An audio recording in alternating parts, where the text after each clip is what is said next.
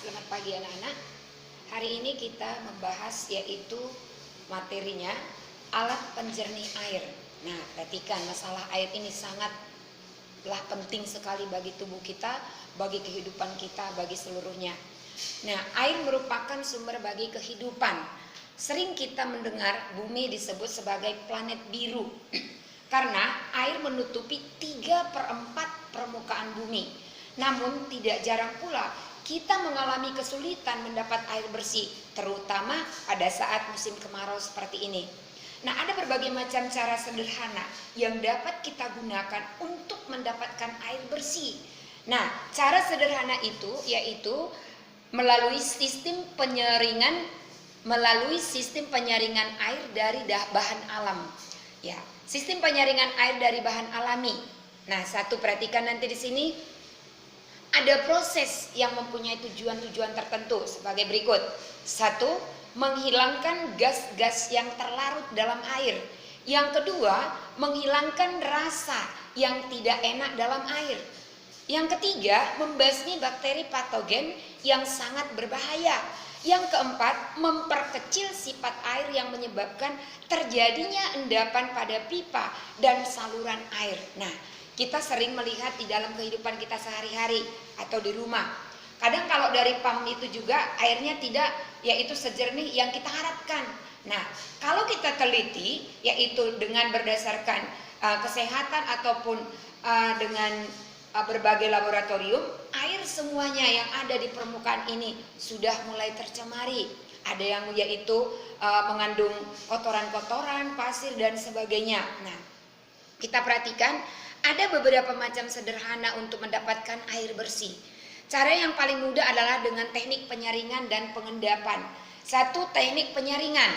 Nah, perhatikan di sini ada beberapa cara untuk penyaringan air sebagai berikut, yaitu dengan saringan kain katun. Pernah nggak kalian lihat ibu-ibu atau mama kita di rumah ada air keran itu, ya, keran itu ditaruh di situ diikatkan kain putih, ya, kain lalu diikat, yaitu fungsinya itu adalah untuk menyaring apabila ada kotoran-kotoran yang terjatuh dari yaitu air itu, maka ditampunglah di dalam kain itu.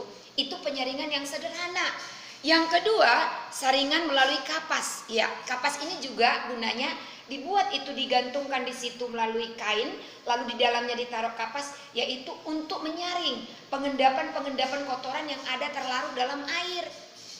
Nah, yang ketiga adalah penyaringan pasir lambat atau disebut namanya SPL. Nah, perhatikan, saringan pasir lambat merupakan saringan air yang dibuat dengan menggunakan lapisan pasir pada bagian atas dan kerikil pada bagian bawah. Iya, contohnya di atas dibuat di situ pasir. Lalu di saringan kedua dibuat di situ yaitu kerikil-kerikil kecil. Ini fungsinya untuk apa? Yaitu untuk menahan pengendapan-pengendapan kotoran yang dibawa dari air. Maka nanti kalau sudah dibuat ini penyaringan alami ini, yaitu hasil yang kita ambil nanti airnya itu akan sedikit yaitu berkurang kotoran-kotoran yang masuk ke dalam tubuh kita. Nah, lalu yang ketiga, yang berikutnya adalah saringan pasir cepat atau disebut namanya SPC. Nah, saringan pasir cepat seperti halnya saringan pasir lambat terdiri atas lapisan pasir pada bagian atas dan teknik pada bagian bawah. Namun, arah penyaringan air terbaik bila dibandingkan dengan saringan pasir lambat yakni dari bawah ke atas atau disebut dengan outflow, ya. Nah, ini juga balikan dari SPL tadi. Penyaringan itu dari atas ke bawah. Contohnya dibalikkan di atas yaitu kerikil, lalu di bawah dibalikkan yaitu pasir. Nah, itu dia SPC. Nah, sampai di sini ada yang mau ditanyakan? Atau ada yang tidak mengerti? Oke, kalau tidak ada yang ditanyakan, nah perhatikan di sini ada gambar di bawah ini. Untuk membuat yaitu cara-cara penyaringan atau pengendapan air ini supaya mendapatkan air yang lebih baik, maka kita siapkan dulu bahan-bahannya, yaitu ada pipa, ya. Pipa kita siapkan atau disebut dengan paralon. Tahu kan paralon kan? Seperti ini paralon instalasi daripada listrik ini. Nah, ini dibuat setelah kita siapkan beberapa sentimeter yang kita butuhkan, lalu kita lubangi. Buat lubangnya di dalam yaitu pipa tersebut.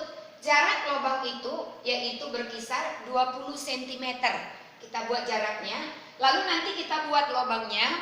Setelah itu yang kedua, soket yang kita lubang, pipa yang kita lubangi tadi itu kita ikat.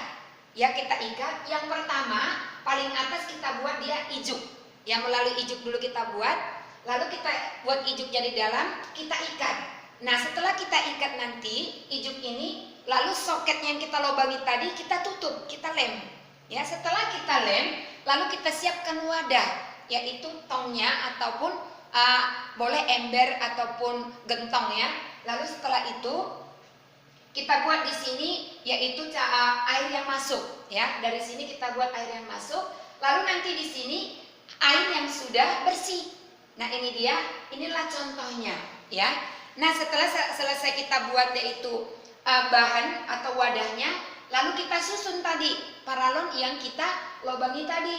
Nah, kita buat di sini. Ini tadi ijuk yang sudah kita ikat, kita masukkan di sini, kita buat kerannya di sini. Lalu nanti kita buat SPL ataupun SPC. Dari mana? Yang mana nanti yang mau kita pilih? Pasir lambat atau pasir cepat ya. Nah, setelah kita buat itu, kita isi air, lalu kita buat dulu pengendapannya. Jangan langsung diisi, langsung kita keluarkan. Kita masukkan air, lalu kita endapkan. Setelah itu nanti berkisar kita tunggu beberapa lama, ya, sesuai dengan waktu yang kita butuhkan. Setelah itu baru kita putar kerannya. Nah, disinilah nanti kita lihat bagaimana air yang sudah dikeluarkan melalui pengendapan dan bagaimana hasil air yang baru masuk tadi yang belum kita yaitu buat penyaringan. Nah, demikianlah yaitu contoh ataupun alat-alat penyediaan untuk penjernih air.